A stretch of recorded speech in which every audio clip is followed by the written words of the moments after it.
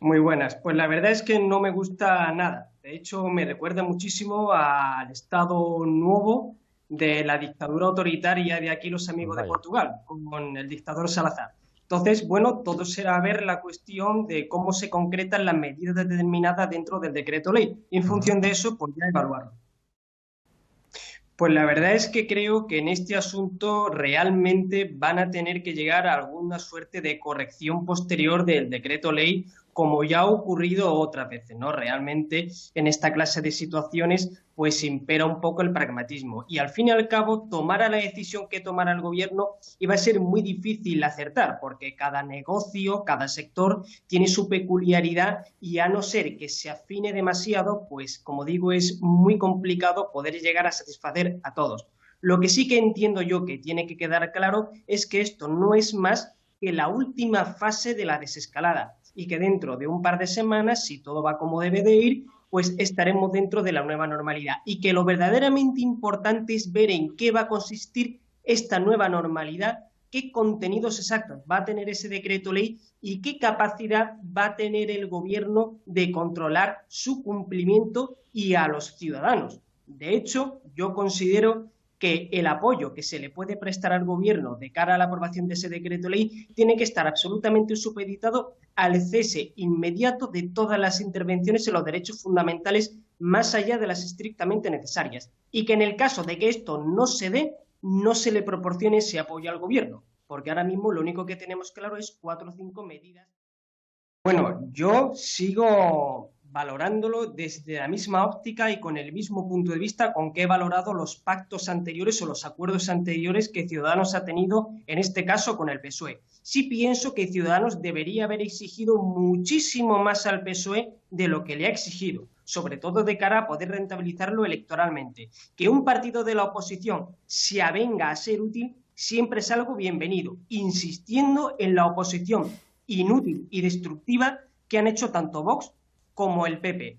Pero dejando aparte esa cuestión, es claro que eso siempre le va a generar resquemor a un partido como Ciudadanos que al intentar situarse en el centro del tablero político, pues siempre va a tener que lidiar con ese tipo de contradicciones. Pero creo, no obstante, que el pacto a toda costa no tiene que ser siempre viable. Y no se nos olvide tampoco que Ciudadanos no está pactando ninguna investidura con el PSOE ni ningún acuerdo de gobierno, está pactando unas medidas concretas y que el PSOE tiene que acostumbrarse a ser un interlocutor fiable, porque no se puede demandar ningún tipo de acuerdo si luego se negocia cosas completamente opuestas a la ideología del partido con el que tú acuerdas algo a tus espaldas. Es decir, si tú vas a negociar con un partido constitucionalista, cuídate mucho de llegar a acuerdos con partidos que no sean constitucionalistas, sobre todo partidos como Bildu, que me parece una auténtica vergüenza que un partido como el socialista, que ha tenido miembros asesinados por la banda terrorista ETA, se avenga a pactar ahora mismo con sus herederos. Y eso no solamente lo ve así alguien como yo, sino lo ve así mucha otra gente. Entonces, resumiendo, me parece muy positivo que se vayan a llegar a acuerdos, pero estos acuerdos tienen que tener como conditio sine qua non el hecho de que se eliminen todas las restricciones de los derechos individuales para los ciudadanos en la llamada nueva normalidad. Si esto no se cumple, Ciudadanos debería renunciar a acuerdos con el PSOE en cualquier tipo de instancia y en cualquier tipo de territorio o grupo o incluso cualquier tipo de escenario que se pueda plantear en el futuro. Porque Ujú. al final, ¿qué ocurre en la política? Que la memoria es débil, es frágil, ¿no? Y entonces, aunque pueda haber algún tipo de agravio, luego en el futuro eso se olvida. Y este tipo de cosas no se pueden olvidar porque los ciudadanos no olvidaremos tampoco, nunca.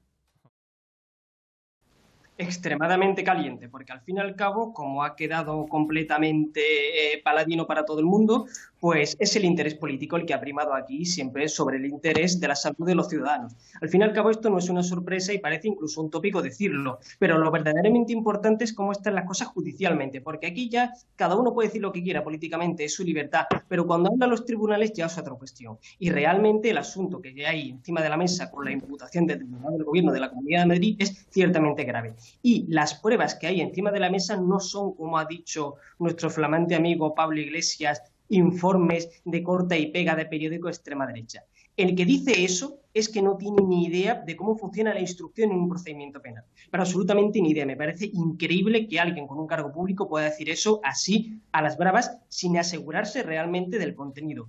Yo los informes de la Guardia Civil sí los he leído, los dos. El primero que contenía errores y el segundo que ya no los contenía. Y realmente, más allá de los errores que por fortuna se han corregido, y de todas formas un juez de instrucción no debería adaptar informes que tuvieran errores, las cosas que se plasman en esos informes y en el informe que se ha remitido por parte del médico forense del juzgado de instrucción número 51 de Madrid es realmente brutal, es contundente. Y es contundente porque acredita de manera fehaciente el conocimiento que ha tenido el gobierno de la gravedad del asunto, de la crisis sanitaria y su abstención criminal, desde mi punto de vista, de no tomar medidas.